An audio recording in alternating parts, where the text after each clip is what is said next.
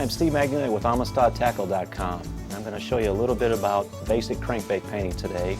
In terms of basic equipment, you really don't need a whole lot. Three things you will need. You'll need an air compressor, and a lot of people already have these for running various things around the house. You'll need a pressure regulator to regulate your pressure over here. You'll need something to take the water out, a water trap, and then I have a desiccant filter on here to take the water out of the air line, and then of course you'll need an airbrush.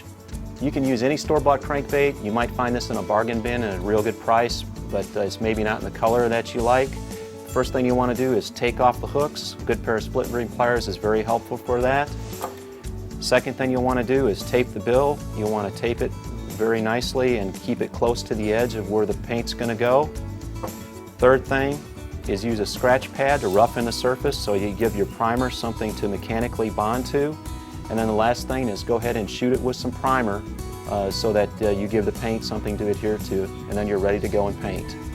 This bait is ready to go. We're going to add some scales to the back, and we can do this with some netting. And this is just a wetting veil that we put in a sewing hoop. And we'll go ahead and add this to the back like this. Okay, I've got it pressed up against the back. Not going to add a whole lot. Pull it off. And there we go, we've added some scales to the back. Okay, we're going to go ahead and add a little bit of black to the back.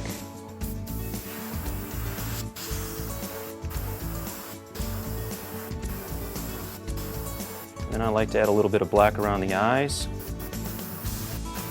Okay, and now we'll put a little bit of yellow underneath. Give it kind of a look like a threadfin shad. A little bit on the breast. Bring it up the sides just a little bit. Stick some eyes on it, and we'll call it good.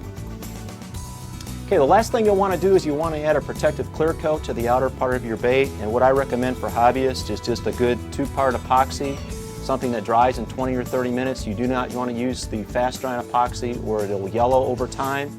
Go ahead and mix it, paint it on your bait with a small brush like this, just going from the front to the back. And then the last thing you want to do is once you have that painted on there is go ahead and put it in a spinner. Let it spin at slow revolutions for probably about 20 or 30 minutes. Then go ahead and let it dry for 8 hours and you'll be ready to fish.